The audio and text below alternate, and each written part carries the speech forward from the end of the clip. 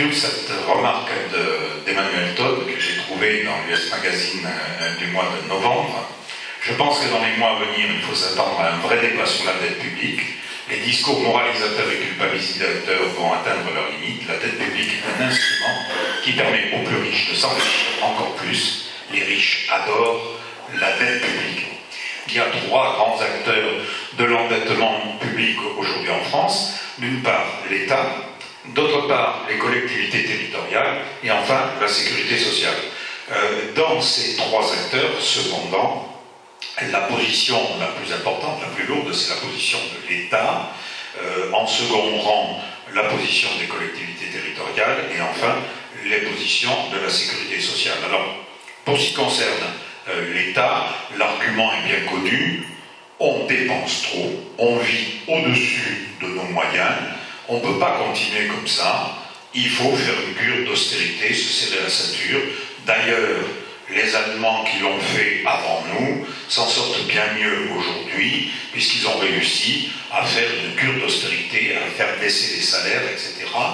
Et c'est la voie qui nous est en quelque sorte indiquée pour essayer de sortir de cette situation. Pour les collectivités territoriales, là aussi la charge est menée très fortement, alors qu'on oublie généralement que les collectivités territoriales ne peuvent absolument pas s'endetter pour le fonctionnement. Elles ne peuvent s'endetter que pour de l'équipement. Donc la dette est relativement limitée de ce côté-là, relativement contrôlée, mais la charge qui est menée, c'est « ah oui, mais l'État il a fait des efforts, on supprime un fonctionnaire sur deux, etc. » Mais dans les collectivités territoriales, le nombre des personnes engagées dans ces collectivités territoriales a connu un mouvement d'expansion complètement fou, et l'argumentation est d'un côté collectivité territoriale disant « oui, mais vous nous avez transféré des charges, on est donc obligé d'avoir du personnel pour faire face à ces nouvelles charges », et l'autre offensive étant « oui, mais ça vous permet de faire du clientélisme, vous entretenez des tas de gens qui servent rigoureusement à rien, et c'est quelque chose qui est un facteur de déficit, de difficulté pour les collectivités territoriales. » Enfin, sur la sécurité sociale, vous connaissez le discours, on est trop vieux, on dépense trop, si on pouvait mourir jeune et en bonne santé, il n'y aurait pas de déficit de la sécurité sociale. Comme on a finalement la chance de vivre longtemps et plutôt en bonne santé, le trou de la sécurité sociale est appelé à se creuser au fur et à mesure que la durée de vie s'allonge. Il va falloir trouver des solutions, faire cotiser plus, mettre à charge les mutuelles, etc., pour arriver à empêcher le système de déraper.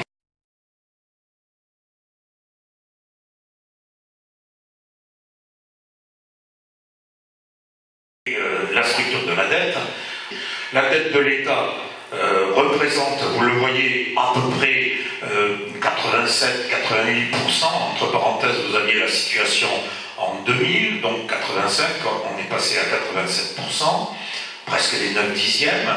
Les collectivités territoriales qui représentaient 13% ont régressé en proportion, parce que l'expansion de la dette d'État était tellement forte que même si la dette des collectivités territoriales a augmenté quantitativement, proportionnellement, elle s'est un peu rétrécie à l'intérieur et elle fait un peu moins de 10%.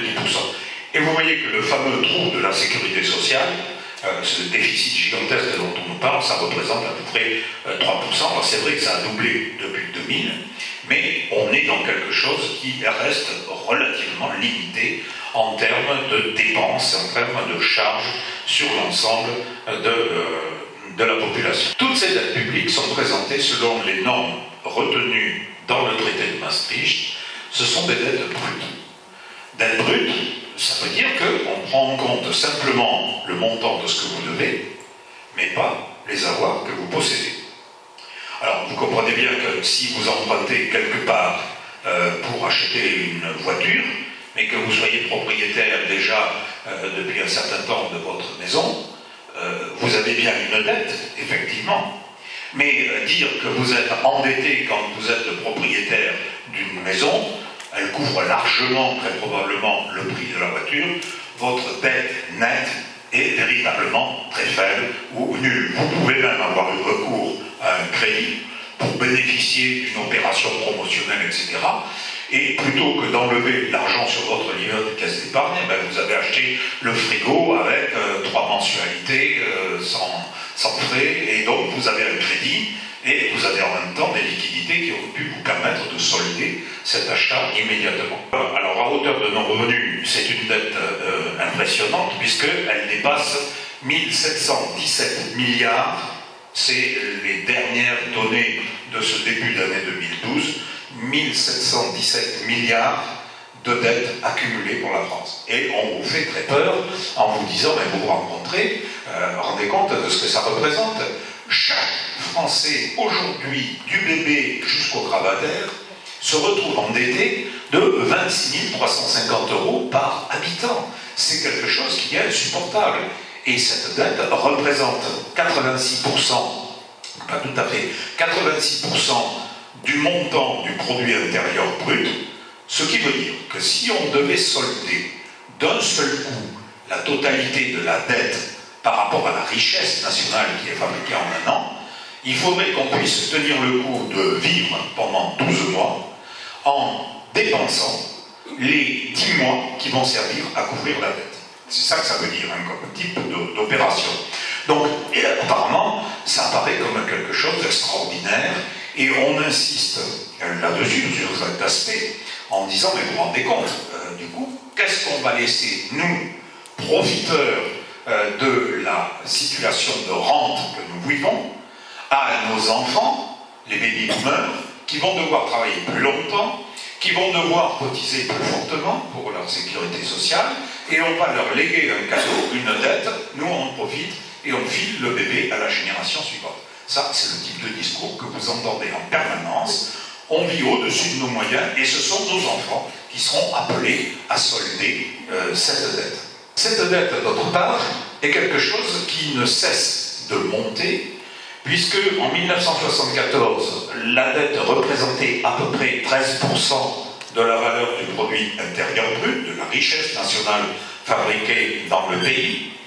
Elle a monté assez régulièrement jusqu'aux environs du milieu des années 90. En 96, vous voyez qu'elle représente déjà 60% du PIB. C'était, je vous le rappelle, le critère qui a été retenu dans le traité de Maastricht. La dette ne devait pas dépasser les 60% du total de la valeur du PIB pour rester dans les cadrages des accords de Maastricht. Le déficit public ne devait pas être supérieur à 3%. La situation stagne pendant les 5 dernières années du siècle précédent, et alors là, on a une envolée, et notamment à partir de 2007, la dette qui représentait à cette époque, en 2007, un peu moins de 65%, on n'était plus déjà dans le cadre de Maastricht, on était sorti, mais pas beaucoup. Elle est passée à 87,4 dans le projet de loi de finances de 2012. Alors il y a eu des empaillages hier dans le face-à-face pour savoir quelle était la valeur globale de la dette. Elle n'est pas montée à 87,4%, elle est restée à un peu en dessous de 86%, ce qui permettait à Sarkozy de dire, bah, voyez, on a fait des efforts, on s'est adapté, on est sur la bonne pente, désormais la dette est en train de se réduire. Donc voilà, si vous voulez, comment se présente cette évolution de la dette par rapport au pays. Je vous rappelle que la dette totale des États-Unis, dette des opérateurs non bancaires, c'est-à-dire des ménages et de l'État et des collectivités territoriales, c'est-à-dire des États fédérés, ça représente 320 et quelques pourcents, 323% du montant total de leur PIB. Il faudrait que les Américains, pour solder leur position de dette, à la fois des institutions publiques et leur dette privée, travaillent pendant 3 ans sans rien consommer, sans rien en retirer pour eux. Alors, on va passer maintenant de l'impressionnant au catastrophique, parce que cette dette, elle est rapportée au produit intérieur brut, c'est-à-dire la production de richesse totale dans l'ensemble de la France, avec tous les problèmes que pose ce concept de PIB, produit intérieur brut, puisque s'il y a bien des choses dont on peut connaître la valeur, tout ce qui rentre dans le système marchand, dans le système non marchand, quelle est la valeur ajoutée par un enseignant face à ses élèves? on les prend au coût de la réalisation. On considère que la valeur ajoutée par un enseignant, par exemple, eh ben, c'est simplement le montant de son salaire. On ne cherche pas à voir comment on peut qualifier ça. Donc l'approche du PIB est déjà quelque chose d'un peu flou, d'où cette deuxième approche qui consiste à regarder le déficit de l'État, non plus par rapport à la richesse nationale, mais de le regarder par rapport aux recettes. Donc ici vous avez en base 100 la ligne horizontale, 100 €, et le montant des dépenses annuelles dans le budget par rapport à ces 100 que l'on a fait rentrer. Donc on a une base fixe, on a tout converti, les recettes sur le même indice, et on regarde ce qu'on dépense de l'autre côté. Et vous voyez que ça va rester jusque vers 93 en dessous de 120, donc c'est difficile, c'est vrai qu'on s'embête, hein, on dépense 120 et on n'en a que 100 qui rentrent. Il y a une première crise violente en 93 où on va dépenser 140 par rapport à ces 100 qui sont rentrés. Puis ensuite, il y a une relative maîtrise décrue des dettes, ça remonte en 2003. Et puis alors, à partir de 2008, c'est la folie. Et là, on dit, ah ben oui, c'est la crise mondiale. On est dans une situation de dépression, et si on veut maintenir à peu près les garde-fous que l'on a dans notre société, ben on a dépensé et on va emprunter pour essayer de faire fonctionner le système. Sarkozy, hier, insistait dans son intervention sur le fait qu'il avait sauvegardé l'essentiel des garde-fous dans la société française, mais évidemment au prix de cet endettement, de cette flambée de dépenses qu'il y a eu dans les années 2008-2011.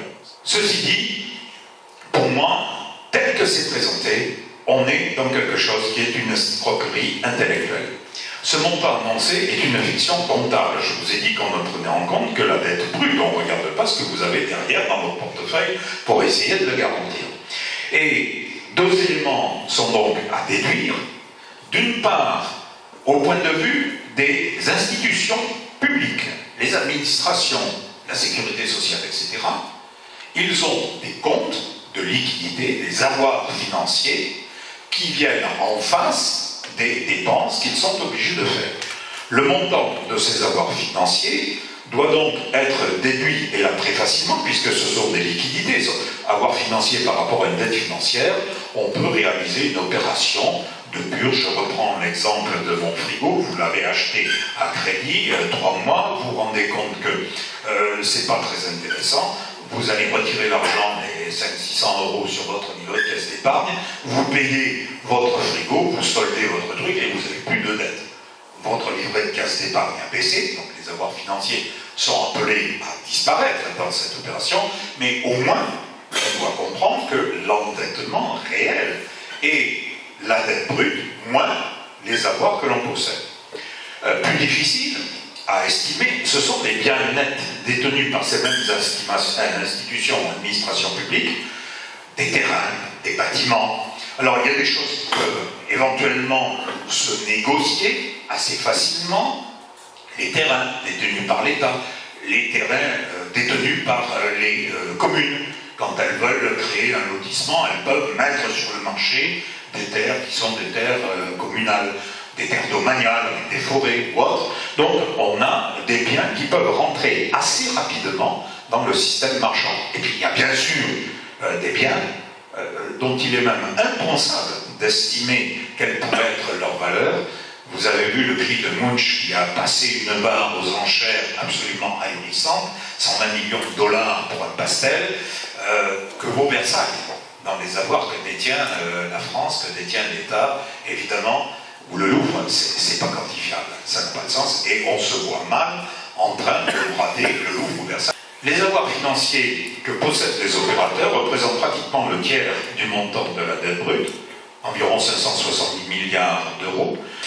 La richesse nette qu'ils détiennent est estimée à un tiers du PIB du pays, c'est-à-dire 520 milliards. Dire que la dette nette, en défalquant ces deux choses, les uns qui sont des liquidités, des quasi-monnaies, et les autres des avoirs qui sont monétisables, mais pas directement, on se retrouve avec une dette nette qui est de 420 milliards d'euros, c'est-à-dire qu'on n'est plus ici qu'à 1/5 de la valeur du PIB, à peu près 20%.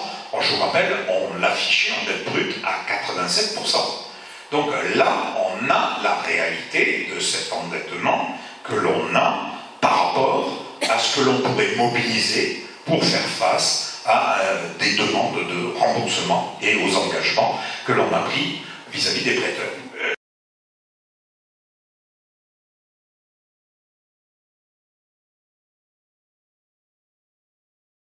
Parce que c'est quand même intéressant à regarder, de la Révolution française jusqu'à nos jours. Commençons par nos jours. Vous voyez, j'ai fait une petite barrette en jaune, 1973, sur le graphique, parce qu'on est là dans un creux, et puis ça redémarre, et ça va passer la barre des 80, avec les trois couleurs qui sont représentées, le violet qui est la dette publique de l'État en tant qu'opérateur, en brun, les dettes de collectivités locales, et en vert, les dettes de la sécurité sociale. Mais vous voyez que finalement, alors on nous dit, mais c'est catastrophique, vous vous rendez compte, est-ce qu'on peut continuer à fonctionner avec une dette à 87%, etc., on s'en sort pas, c'est pas possible. Et en réalité, qu'est-ce qu'on voit? Que pendant pratiquement une bonne partie du 19e siècle, on a été, à partir du Second Empire, vers 1860, on a été nettement au-dessus des 40%, et qu'on a même atteint dans les périodes de l'entre-deux-guerres avec des niveaux d'endettement qui représentaient pratiquement 60% du PIB, où l'on voit qu'à partir des années 40, vous voyez que l'endettement s'effondre, baisse, et on vous a mis forte création monétaire et inflation. Parce que ça, c'est un mécanisme effectivement très bien connu, qui consiste à, en manipulant à l'époque ce qu'on appelle la planche à billets, on verra pourquoi le terme n'est plus approprié aujourd'hui, en manipulant la planche à billets, on fait sombrer la valeur des dettes, on rembourse avec du papier des dettes qui ont pu être engagées avec de l'or, avec des choses beaucoup plus fiables. Donc l'inflation est quelque chose qui joue en défaveur des prêteurs au bénéfice des emprunteurs. Alors, on connaît au moins deux grandes étapes qui ont eu des effets extrêmement importants dans l'histoire du XXe siècle. C'est la grande crise de la fin de la période de la Première Guerre mondiale, 23, début 24, pour l'Allemagne, quand à un moment donné, l'Allemagne, au traité de Versailles, en 19, est condamnée à payer des réparations.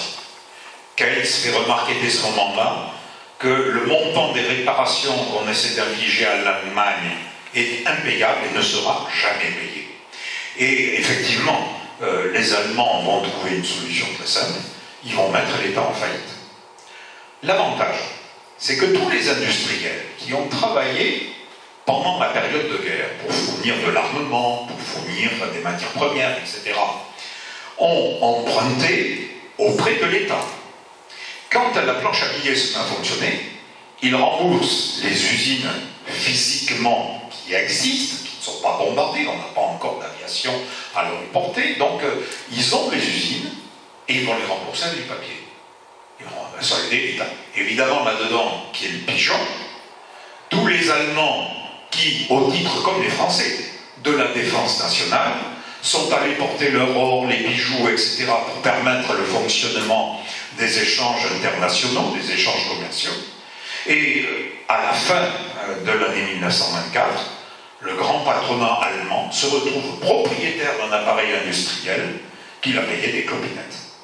Les Allemands devant se serrer la ceinture, avec un sentiment de haine, parce qu'ils sont persuadés qu'en fait, c'est parce qu'on a commencé à rembourser les Français. Donc vous voyez, l'opération, elle est géniale là-dedans, parce qu'à la fois, il y a des bénéficiaires allemands, les grandes entreprises, un bouc émissaire, c'est ces salopards de Français qui, avec leur réparation, veulent nous faire payer le coût de la guerre, alors que c'est eux qui en sont responsables de cette guerre. Et donc, là-dedans, on a une situation qui va être pain béni pour Hitler, pour faire redémarrer effectivement là-dedans. Ceci dit, la France ne touchera rien du tout. Et en 28, Poincaré sera bien obligé de reconnaître que les petites astuces qui ont consisté à dire « mais attendez, l'Allemagne paiera ». Donc on garde un franc, on met en circulation de la monnaie de cuivre, des pièces que vous avez des années 20, si vous voulez retrouver des bons de la Chambre du commerce, c'est du cuivre, c'est du billon, ça n'a aucune valeur. Et Poincaré, ben, finalement, on a dit qu'il est bien obligé de reconnaître, que l'Allemagne ne paiera pas, qu'il faut passer à perte de profit les investissements qui ont été réalisés pour mener la guerre, et il dévalue le franc or de 1914, il le dévalue pratiquement à 1/7 de la valeur qu'il avait en 1914. Là, on solde les comptes, ceux qui ont compté leur argent à la défense nationale se retrouvent avec de beaux papiers, des diplômes, des trucs comme ça, et ceux qui ont, au contraire, gardé des choses, des biens tangibles, des biens matériels, eux, sont gagnants dans l'opération. Si on regarde la période 1890-1910, avant la guerre de 14, vous voyez que le montant de la dette par rapport au PIB est presque de 100%, et c'est quand même la belle époque, c'est une période de croissance extraordinaire, de mutation technologique en France comme dans le reste du monde. Donc la dette n'apparaît pas ici comme quelque chose qui ferait obstacle à la modernisation, à la transformation de la société.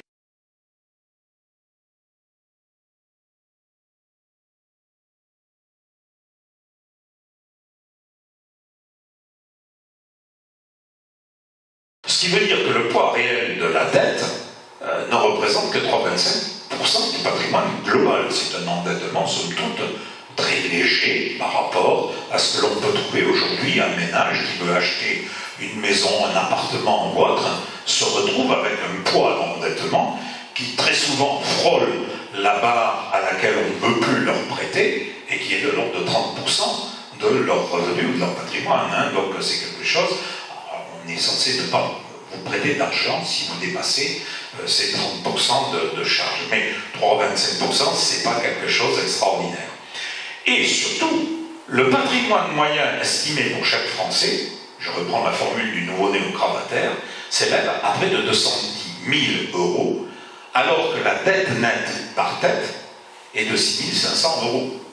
Ce qui veut dire que par rapport au discours, ah oui, mais vous vous rendez compte, nous on est en train de vivre à crédit, et on va laisser à nos enfants une ardoise qu'ils vont devoir couvrir, en réalité, on leur laisse un capital de 210 000 euros, on leur laisse un pays dans lequel il y a des routes, dans lequel il y a des réseaux d'électricité, il y a des réseaux d'adduction d'eau potable, on leur laisse un pays qui fonctionne, et c'est pas quelque chose qui est dévasté. Donc ils ont un héritage, ils ont cet héritage qu'il faut essayer de protéger, parce que, bien entendu, des routes, des réseaux, ça s'entretient, etc. Et le problème à l'heure actuelle, c'est un grands enjeux de la question de savoir est-ce qu'on maintient des services publics ou est-ce qu'on privatise, est-ce que le privé serait mieux placé pour essayer de gérer ce patrimoine, bien entendu, c'est un enjeu politique extrêmement important. On va leur laisser une dette nette de 6 500 euros. Donc, elle n'est pas catastrophique. J'avais terminé ma vignette par ouf. On ne va pas faire des vacheries à nos enfants ou à nos petits-enfants.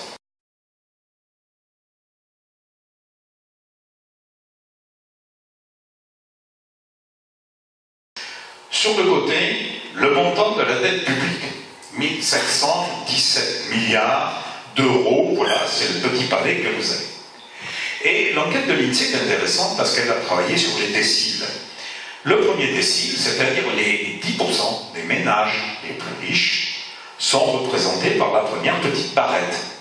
Et vous voyez que rien que les avoirs financiers de ces 10% des plus riches atteignent les 2000 milliards d'euros. C'est-à-dire qu'à eux tout seuls, avec les avoirs financiers qu'ils ont dans les mains, on couvre la dette. D'où effectivement quelquefois ces formules un peu à l'emporte-pièce, auxquelles je ne souscris pas, hein, on leur pique tout. Hein. À un moment donné, ce malheureux Hollande, alors il a dit que c'est pas vrai, il n'avait pas dit ça, c'est des journalistes, au-dessus de 4 000 euros, je pique tout. Ben oui, effectivement, dans ces conditions, le solde de la dette est très facile à faire. Et vous avez la part des patrimoines immobiliers, à la fois sous forme d'appartements, mais aussi, il faut penser, d'entreprises, de biens de production, etc., de terres agricoles, qui représentent ici pratiquement 2500 à 3000 milliards d'euros. Les 80, le reste, la barrette à côté, c'est tous les Français, tous qui sont à l'intérieur. Alors, j'ai redessiné en jaune le niveau des 10% les plus favorisés, et ce qui dépasse, c'est ce qui concerne les 90% des autres. Les 10% les plus favorisés ont tout ça en avoir financier, et les 9/10 des Français, ils se partagent ça. C'est-à-dire une livret de caisse d'épargne, éventuellement une assurance vie, quelques petites bricoles comme ça au terme financier. Et au point de vue du patrimoine mobilier, j'ai refait le transfert pour le faire remonter à partir de cette barre. Voilà ce que représentent les avoirs en immobilier des 10% les plus favorisés. Voilà ce qu'ont les 90%. Donc là, ils sont quand même un peu mieux que les avoirs financiers. C'est-à-dire généralement, même s'ils se sont endettés pour les acheter, c'est généralement une maison, un appartement, une voiture, quelques biens d'équipement ménager, frigo, des meubles et autres. Et dans la dernière barrette, c'est le patrimoine total de la France où vous retrouvez les 13 000 milliards d'euros que j'ai envoyés. Une distribution de la richesse en France qui est extrêmement inégalitaire et qui pose effectivement le problème de est-ce qu'on enterrit cette situation, est-ce qu'on s'en satisfait, ou est-ce qu'on reprend, des termes de Hollande qui est revenu à plusieurs reprises, de la justice à l'intérieur de cette société en essayant d'appauvrir, d'amincir, disons, le matelas des plus riches pour soutenir la situation des 9/10 des Français. L'élément qui est important à prendre en compte, c'est qu'en 1976 encore, le montant de la masse salariale distribuée par rapport à la richesse nationale qui est créée en un an, quand on crée 100, 66%, 67% allait à la masse salariale. Aujourd'hui, dans la création de richesse, l'ensemble de la masse salariale ne représente plus que 57% du total de la richesse créée. Ce qui veut dire qu'en l'espace d'une trentaine d'années, il y a eu un gigantesque transfert de fonds de ce qui était versé aux salariés et de ce qui est désormais versé aux actionnaires sous forme de dividendes, etc. Donc, un transfert, c'est le fruit du travail qui crée cette richesse, et sur cette richesse, les gens qui travaillent, le vrai travail, et pas les actionnaires, ne récupèrent plus que 57% de la richesse qu'ils ont fabriquée, alors qu'ils en avaient 66% dans le début, dans le courant des années 70.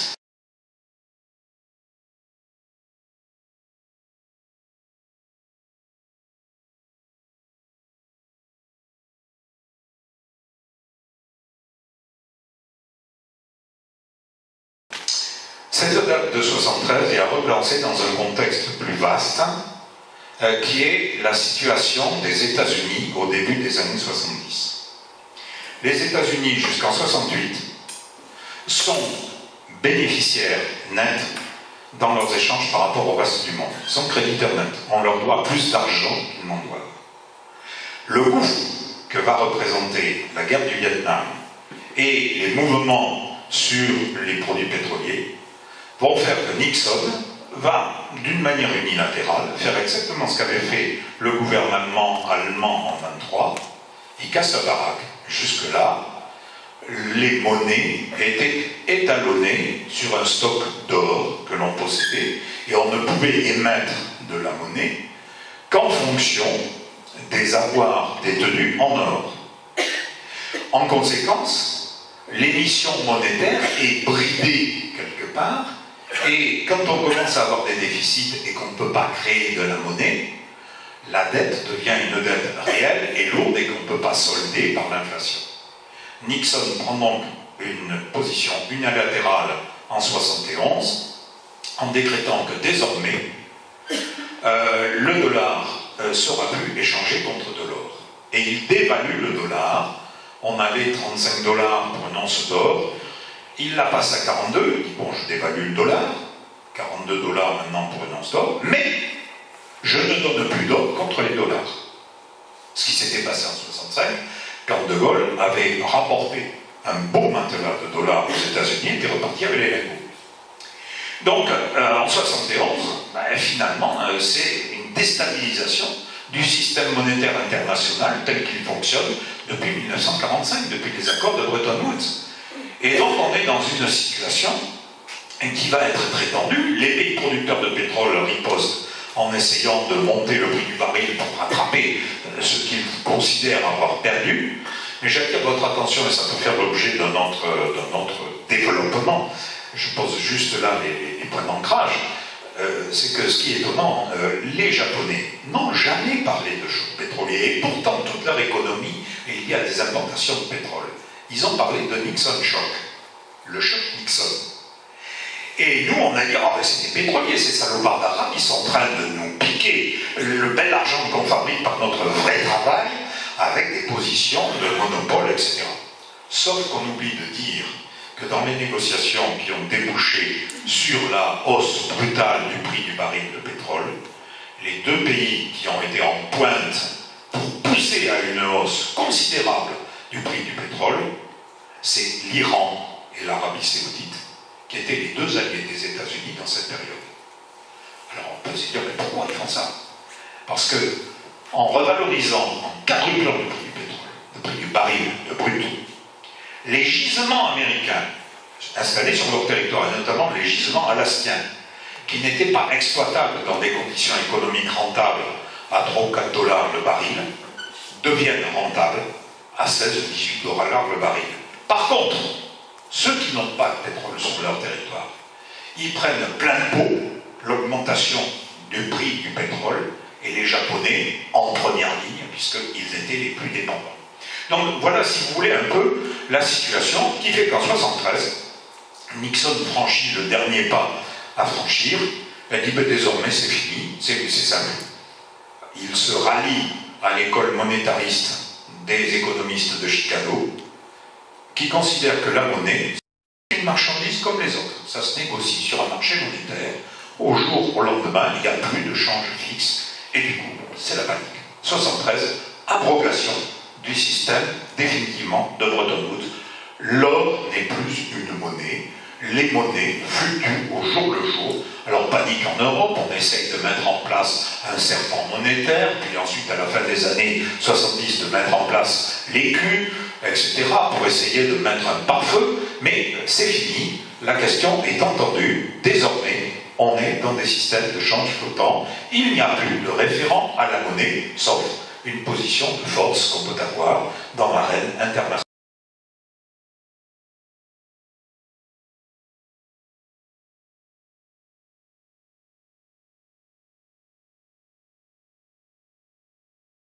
Qui va amener Giscard d'Estaing, sous la présidence de Pompidou, donc très rattaché au système bancaire, à mettre en place la loi Giscard d'Estaing. J'ai retenu la formule qu'il a sur son blog. La réforme des statuts de la Banque de France, adoptée sous le mandat de Georges Pompidou lorsque j'étais ministre des Finances, est une réforme moderne qui a transposé en France la pratique en vigueur dans tous les grands pays. En fait, tous les grands pays, il y en avait un qui le pratiquait, c'était les États-Unis. Il s'agissait à l'époque de constituer un véritable marché des titres à court, moyen, long terme, qui soit émis par une entité privée ou publique. La possibilité, et c'est cette formule qui est la plus intéressante, la possibilité du prêt direct de la Banque de France au Trésor public a généré partout où il fut appliqué une situation d'inflation monétaire permanente. C'est vrai. Mais on a vu sur le graphique précédent qu'entre 40 et 73, même s'il y avait eu une inflation, il y avait eu une baisse considérable du montant de l'endettement. Donc, quelque part, l'idée c'est, désormais, l'État, s'il veut emprunter, ben, il fera comme les particuliers, il ira frapper à une banque qui lui dira, voyons, quelle est votre notation, et on va retrouver les agences de notation, vous avez un triple A, bon, on peut bien vous faire un crédit à 3%, à 4%, etc. Vous avez un double C, oulala, c'est la faillite, on vous prête à 25% à condition que vous nous filiez les bijoux de la famille, vous nous donnez le Parthénon, quelques îles, etc. On saura nous quoi en faire. Et donc on est devenu moderne à ce moment-là, en 73, et cette modernité s'est manifestée tout de suite par un coup d'éclat de l'opération Giscard, le grand emprunt Giscard de 73. Il reprend le modèle de l'emprunt Pinet de 51, qui était son patron au Centre national des indépendants.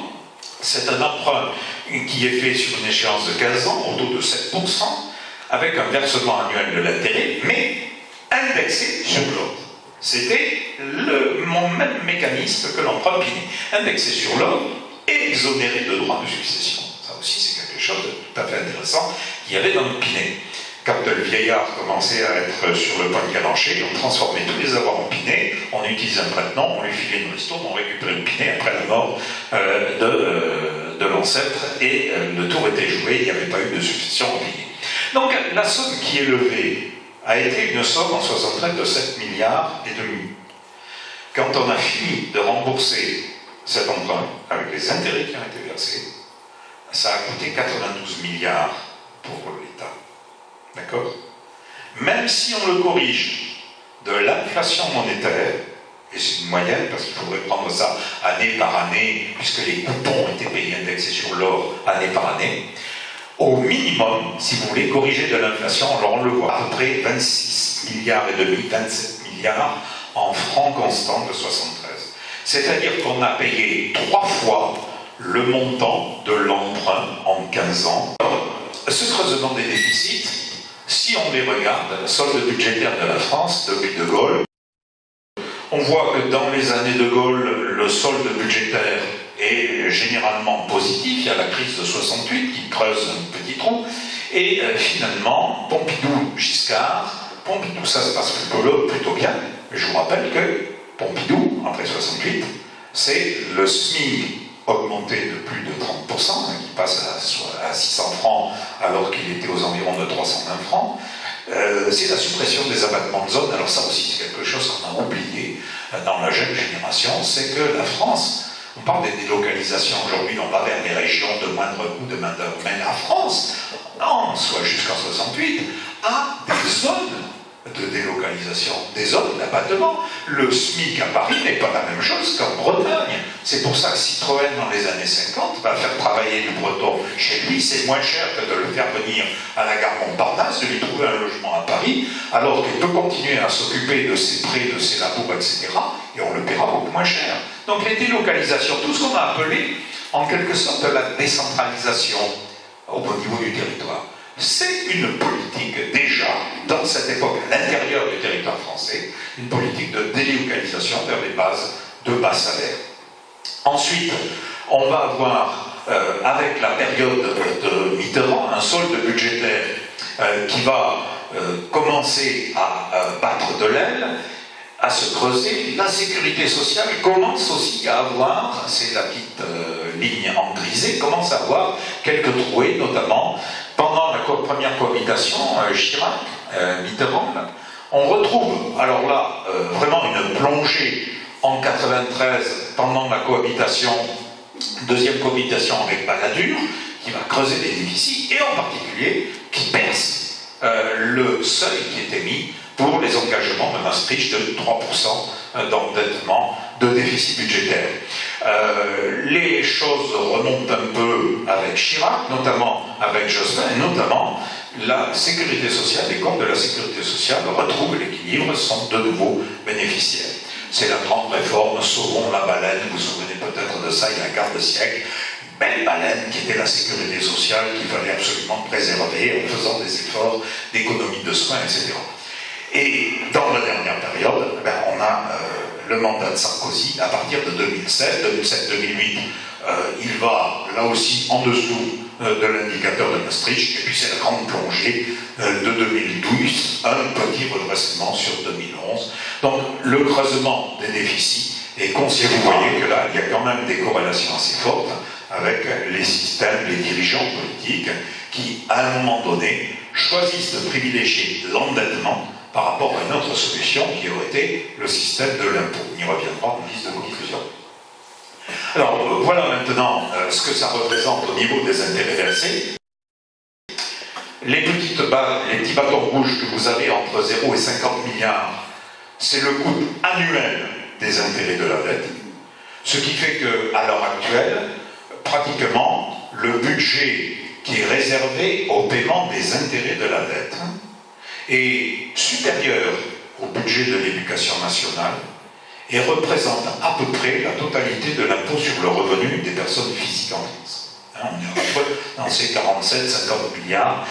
Et quand on cumule l'ensemble, on se rend compte que si on enlève ces charges d'intérêt sur le budget, on voit qu'en dehors de la période qui a été la période 91 jusqu'à 97, où là, il y a un déficit, le budget sans les charges d'intérêt est la plupart du temps à l'équilibre ou proche. Les trous sont très importants ici. Pourquoi 91-97? C'est la période de la réunification allemande qui a été menée au pas de charge, alors que pour élargir la communauté, on a pris des délais de 10 ans pour laisser des délais importants avant de réfléchir à l'entrée de tel ou tel pays. Le coup de force du chancelier allemand, Helmut Kohl, de récupérer très vite, de faire très vite la réunification en faisant échanger un marque Est pour un marque Ouest, alors que normalement le rapport monétaire aurait dû être de 4 marques Est, pas tout à fait, 3,8 marques Est pour un marque Ouest. Ça a torpillé complètement l'économie de la RDA, mais ça a fait rentrer d'un seul coup un pays de 17 millions d'habitants dans l'ensemble de la communauté. Et comment s'en sont débrouillés les Allemands en refilant la mystique sur leurs partenaires. Il y a eu des attaques sur le franc, extrêmement violentes en 91, elles ont été reprises en 93, celles de 93 ont été menées par un monsieur que vous connaissez peut-être bien de nom, Georges Soros, qui a fait une fortune considérable en spéculant sur le franc en ce moment.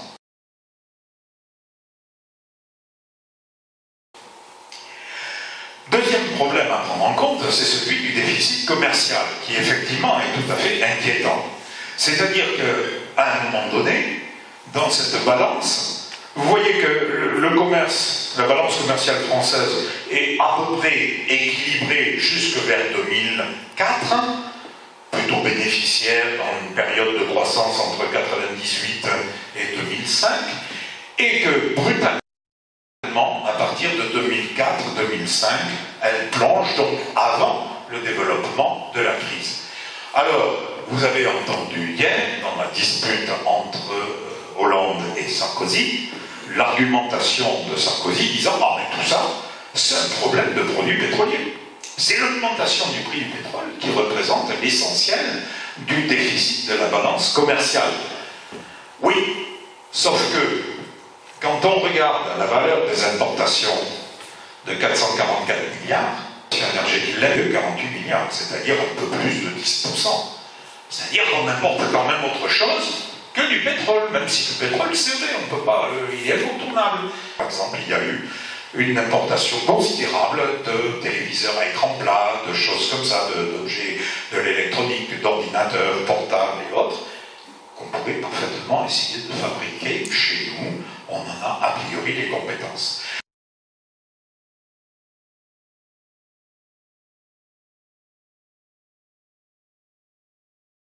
Donc, une dette, du déficit au niveau du commerce extérieur, c'est effectivement une situation qui ne peut pas durer.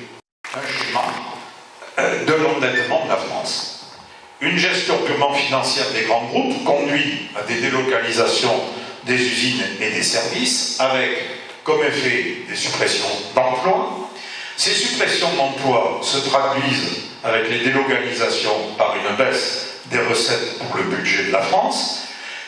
D'un autre côté, on augmente les importations, la balance commerciale est déficitaire, il n'y a pas de préférence au niveau communautaire ou au niveau national, donc on a quelque chose qui creuse les déficits et qui augmente les importations, avec des exportations, et les importations avec des exportations en diminution, et la conséquence, c'est qu'on va se retrouver à emprunter auprès des pays étrangers pour essayer de boucler le budget, d'augmenter les impôts, mais j'ai mis ici un point d'interrogation, ça dépend pour qui. Il y en a qui vont voir avec la TVA qui va passer à 7 et quelques pourcents, une augmentation qu'ils vont subir de plein fouet, et il y en a d'autres qui, avec le bouclier fiscal, continueront à avoir des avantages considérables là-dedans. Donc l'augmentation des impôts, direct ou indirect, pour compenser le manque des recettes. Et enfin la réduction des services publics, suppression des postes, l'éducation nationale, la santé, etc. Ça, vous connaissez ce genre de situation. et qui fait que quand on regarde maintenant la structure de l'endettement public, on voit que par rapport à la dette monétaire, les 254 milliards là, qui sont en rouge, et qui est une dette, disons, de liquidité. Il s'agit de boucler les fins de mois, on emprunte sur 3 mois, on emprunte au maximum à 1 an. C'est de l'argent qui circule, l'essentiel, pratiquement les 3/4 de l'ensemble de l'endettement. Ce sont des obligations de long terme, des obligations au moins à 10 ans, qui vont peser et qui rapportent évidemment des intérêts qu'il faut verser sur ces obligations. C'est-à-dire que le bilan français par rapport à la dette, ça aussi c'est une des astuces. On pourrait dire, mais attendez, dans les caisses de la Banque de France, il y a un paquet de stocks d'or, je ne sais plus combien, 4000 et quelques tonnes de lingots. Si on les prend au cours du marché, bon, ça ne fonctionnera pas comme ça, parce que si on les met tous sur le marché, ça va s'écrouler. Hein. Mais on pourrait dire, attendez, on a ça dans nos réserves, donc on le défalque du montant de la dette. Mais on vous dit, ah non, vous n'avez pas le droit. L'or n'est pas une monnaie, il ne peut pas être pris en compte dans le règlement de la dette. Mais vous voyez qu'on n'est pas démunis. On a aussi d'autres choses, il y a des ressources là-dedans.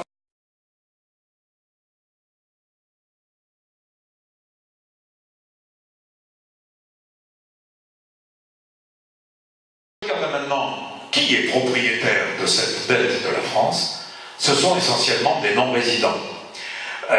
Vous aviez jusqu'en 97 une dette qui était en baisse au niveau du contrôle qui était réalisé par les étrangers. À partir de 97, c'est-à-dire les prémices de l'euro, et surtout à partir du moment où l'euro va entrer en vigueur, à partir de ce moment-là, la monnaie est accessible sur les marchés internationaux de change et on va se ruer sur ces monnaies, sur les obligations, et là-dedans, on va avoir un contrôle par des non-résidents jusqu'à 63%, 65%, quelque chose comme ça.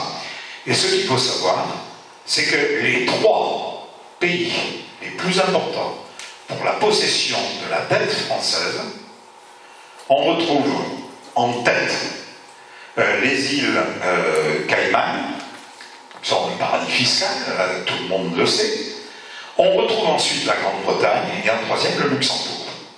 Voilà les détenteurs de la dette. Alors ça ne veut pas dire le pays, le Luxembourg. Le Luxembourg est un paradis fiscal à l'intérieur de l'Union européenne. La Grande-Bretagne en elle-même est un paradis fiscal. Quant aux îles Caïmans, je vous laisse imaginer, et c'est le plus gros propriétaire de dette, hein, c'est lui qui détient la plus grosse part de la dette européenne à l'intérieur, de la dette française à l'intérieur, si vous voulez, de ce paradis fiscal.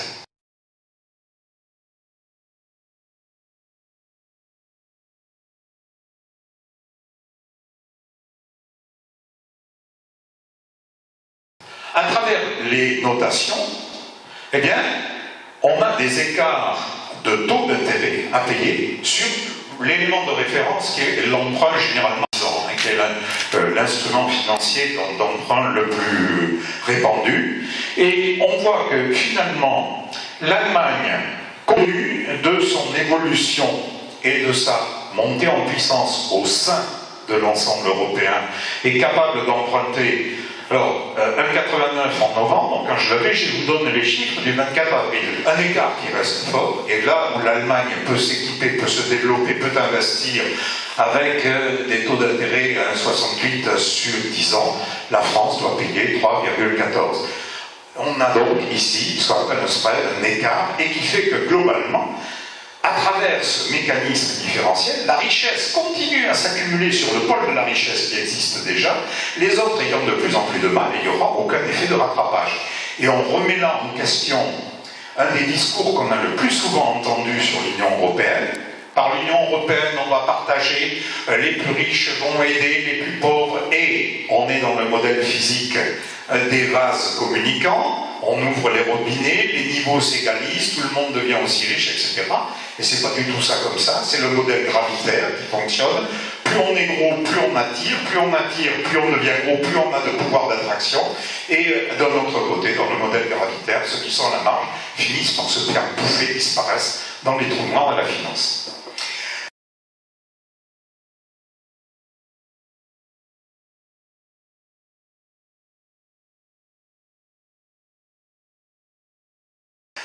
On est donc dans une situation qu'on nous présente aujourd'hui comme un système d'oukase. Il n'y a pas d'alternative à la situation dans laquelle on est. C'est la mondialisation, tout le monde fonctionne comme ça, on ne va quand même pas se singulariser. L'argument de Sarkozy hier face à Hollande, c'était mais vous oubliez que vous êtes dans un monde qui est ouvert et que donc vous ne pouvez pas faire ce que vous voulez à l'intérieur. Le deuxième argument, c'est les crises, bon d'accord, mais c'est des dérapages, c'est parce qu'il y a des mauvais gérants, c'est parce qu'on n'a pas de bon personnel pour gérer tout ça. Il suffit de moraliser le système. On va essayer de dire c'est pas bien, vous savez, les paradis fiscaux, on va essayer de lutter. Vous nous promettez que vous allez faire quelque chose sur les comptes secrets, les comptes à numéro? Oui, d'accord, bon alors on vous règle de la liste des paradis fiscaux. Il n'y en a plus sur la liste noire à l'heure actuelle. Ils ont disparu. Les politiques sont des gens qui sont trop versatiles. Ils subissent la loi de la rue, des protestations, etc. Ce qu'il faut, ce sont des techniciens de la gestion. Regardez ce qui s'est passé en Italie, ce qui se passe en Grèce, etc. D'autre part, les besoins sociaux, par rapport à cette espèce d'égalitarisme qu'il y avait en France, à la sécurité sociale ou autre, il faut que les besoins soient individualisés. On n'a pas les mêmes besoins de santé quand on est jeune et quand on est vieux. On n'a pas les mêmes besoins de santé quand on est une femme qui va accoucher ou un homme qui peut avoir un cancer de la prostate. Donc c'est des choses qui doivent être ciblées et seul le marché est à même de cibler effectivement les offres qu'il peut faire. Donc faire reculer l'État, faire monter l'offre privée pour mieux répondre aux besoins des individus. Toujours ce terme-là qui est clé. On a affaire en face de nous, non pas à des personnes, non pas à des citoyens, on a affaire à des individus. Des petits pois dans une boîte de conserve, il y a des grosses boîtes de conserve, des petites boîtes de conserve, et les petits pois se touchent pas. Ils sont dedans, vous ouvrez la boîte, chacun part dans sa direction. À partir du moment où on veut aller vers moins d'État, en disant on ne peut pas continuer à avoir ce niveau de dépenses avec des recettes qui baissent, on peut remonter le niveau des recettes en refiscalisant, non pas à 41% la tranche la plus élevée, mais à 50, 60, à voir un peu quelle peut être la valeur à retenir, mais on peut laisser stable les dépenses et remonter les recettes. Or là, on nous sert le discours, vous vous rendez compte, c'est catastrophique, on a des recettes qui diminuent, on ne peut donc pas continuer à couvrir les dépenses.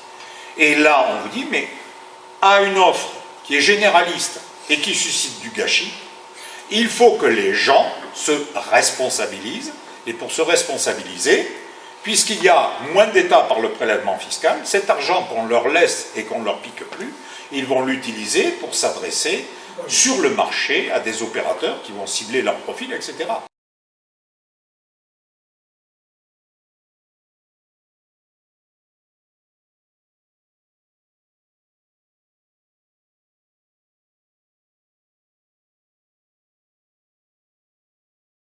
Essayer de sortir de cette situation suppose de faire des sacrifices. Et alors tous au nom, alors là, de l'unité nationale, bien entendu, pour sauver ce qui peut l'être.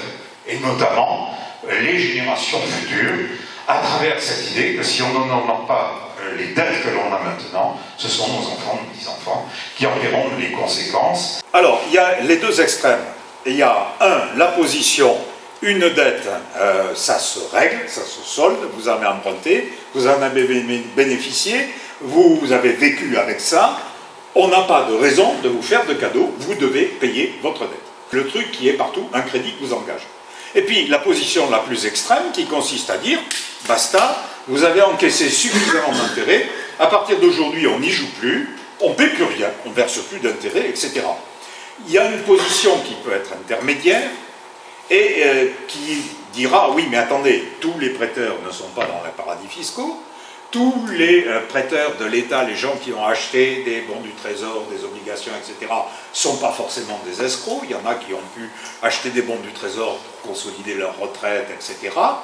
Et donc, on va essayer de regarder dans la dette, quel est le montant des intérêts qui ont été perçus, et de dire, bon voilà, écoutez, c'est un truc sur 10 ans, mais au bout de 5 ans, 6 ans, vous avez encaissé la totalité du montant de l'avoir, on estime qu'on n'a plus rien à vous devoir, ou essayer de serrer le problème en disant, Bon, pour les gens qui ont, mettons, une dizaine, une quinzaine d'OAT dans leur portefeuille de compléments de retraite, on n'y touche pas, on laisse ce truc-là tranquille.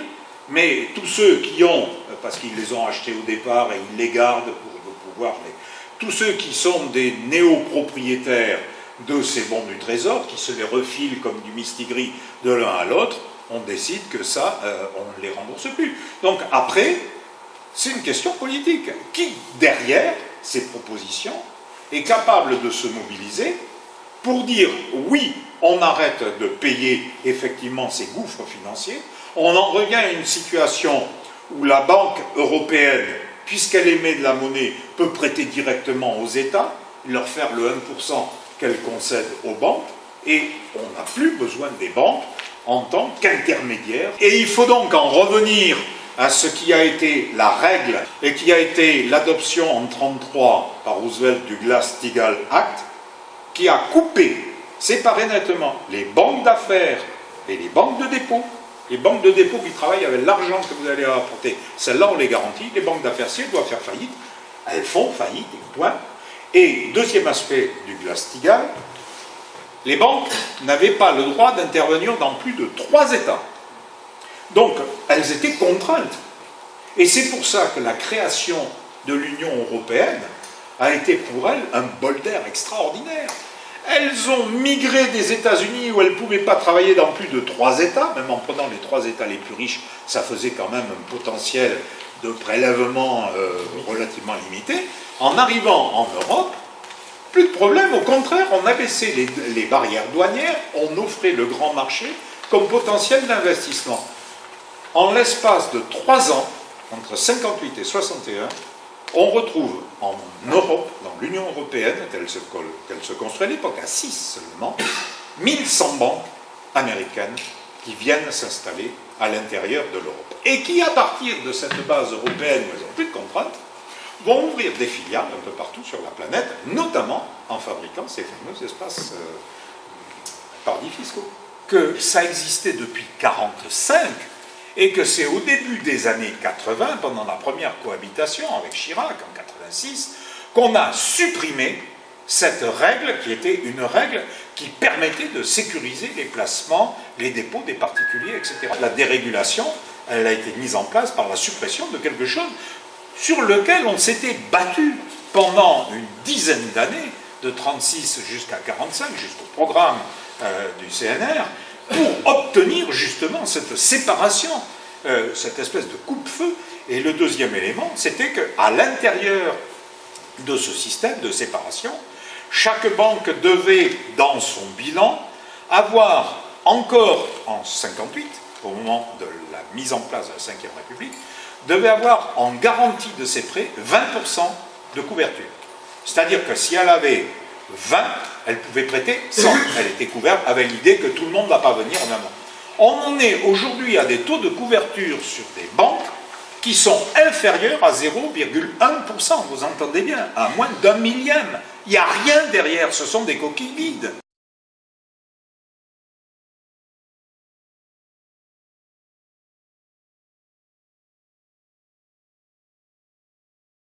Est-ce que la construction européenne est responsable de ces malheurs? Si oui, comment? L'euro a-t-il empêché la croissance? Si oui, pourquoi? Peut-on transformer l'euro en une monnaie commune gérée autrement par une BCE à refonder complètement? Peut-on boucler les déficits par la seule fiscalité? Peut-on renoncer à l'endettement public? Alors sur la construction européenne, le problème majeur qui est posé, c'est que par rapport à l'idéal de la construction européenne, qui était de former quelque chose qui pourrait avoir des niveaux de développement à peu près équivalents et où on pourrait harmoniser à terme la gestion des cadres sociaux, des cadres financiers, etc.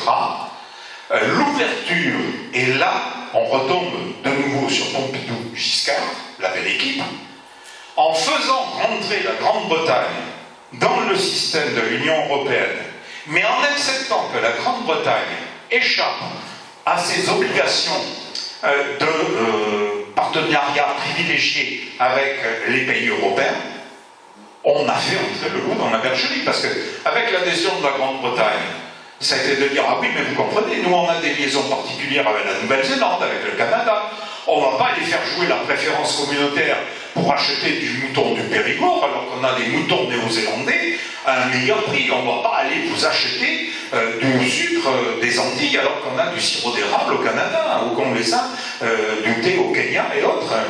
On a fait rentrer non seulement la Grande-Bretagne, mais tous les pays du Commonwealth à l'intérieur de l'Union européenne.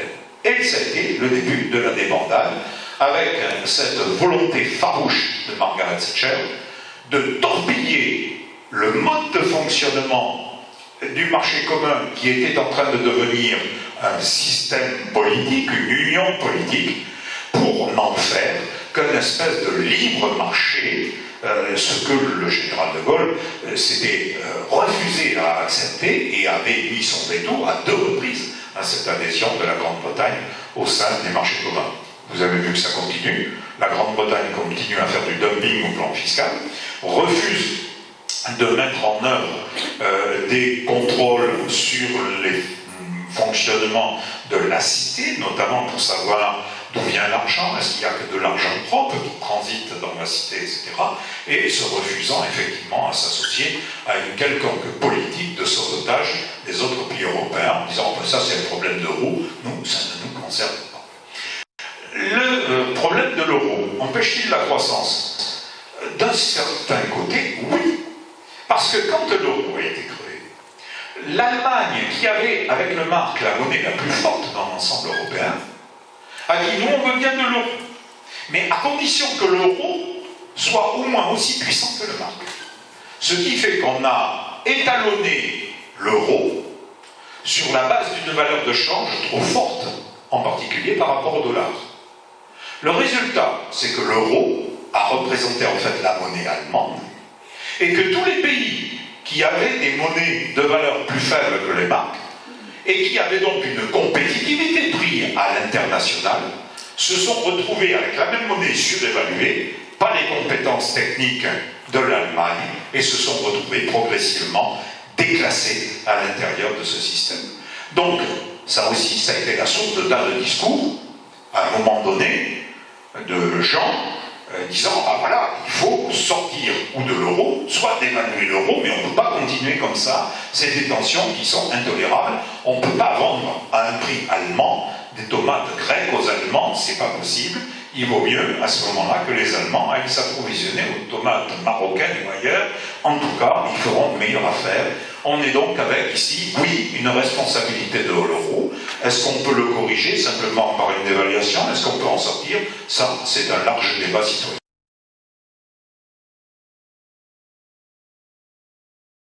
Alors ça, c'est le point, à mon avis, qui aurait dû être le point nodal de la campagne présidentielle. Parce que ça a quand même fini par entrer dans la tête des gens. Comment la BCE prête à 1% à des banques qui vont aller les reprêter aux États à 3, 5, 6, 7%, 8%, ça paraît incompréhensible. Et ça paraît d'autant plus incompréhensible qu'on vous dit, ah oui, mais alors, la Banque Centrale Européenne, elle a dégagé 1000 milliards d'euros pour sauver les banques, pour éviter que le système s'écroule, etc. Question, d'où ils sortent ces 1000 milliards? Est-ce qu'ils auraient été planqués quelque part dans un coffre-fort? On les aurait oubliés, ils étaient là, parce que vous les avez déposés, vous? Pas du tout. C'est de l'argent qui est créé par une ligne de crédit qu'on fait aux banques. C'est de l'argent qui n'existe pas, et c'est de l'argent sur lequel on va payer des intérêts. Non seulement les banques qui payent là-dessus, mais les États. Et vous voyez pourquoi la Banque de France, quand elle finançait directement le Trésor, ça veut dire que l'État en France s'approvisionnait auprès de la Banque centrale, qui faisait une émission monétaire, ça générait effectivement de l'inflation. Mais alors à ce moment-là, pourquoi ne pas reconnaître que la Banque centrale européenne est une responsable fabuleuse d'inflation sur le monde de la planète? Créer 1000 milliards de liquidités pour sauver les banques, plus 700 milliards pour arriver à faire un fonds de sauvetage européen pour les pays, etc. C'est de la création monétaire. Or, je vous rappelle qu'un des statuts de la Banque centrale européenne, c'est de lutter contre l'inflation. On ne lutte pas contre l'inflation en créant des liquidités. Alors qu'est-ce qu'on dit? Lutter contre l'inflation, ah ben c'est cette part de travailleurs qui veulent une augmentation de 2-3 euros, qui veulent le SMIC à 15 euros, etc. C'est ça qui est l'inflation. Alors il faut tenir ferme là-dessus, ne pas lâcher prise, et à côté de ça, on lâche prise dans le système financier. Au point que j'ai été frappé, il y a une dizaine de jours, j'ai entendu une interview de Dilma Rousseff qui protestait contre cette façon qu'avait la Banque Centrale Européenne de gérer la crise en Europe, avec cette remarque très simple: comme vos banques n'arrivent plus à trouver un investissement assez sûr et rentable en Europe, et qu'elles ont touché un paquet de pognon, elles viennent chez nous pour les investir avec des taux d'intérêt. Et du coup, comme on nous demande beaucoup de réal, on est sur une loi de l'offre et de la demande dans le marché, le réal s'apprécie, et à travers vos achats, votre inflation que vous êtes en train de nous diffuser, de nous envoyer chez nous, on ne peut plus arriver à vendre, on a une balance commerciale qui est en train de battre de l'aile. Donc il faudrait que vous fassiez le ménage chez vous. Donc vous voyez les implications de cette création monétaire absolument débridée et folle a un effet, à l'heure actuelle, dans le système international, et je ne suis pas sûr qu'il y ait que Dilma Rousseff pour se plaindre de cet afflux de liquidités dans leur pays, pour rafler la mise, racheter à bas prix, faire monter les prix, jouer sur les monnaies, spéculer sur les taux d'intérêt, etc.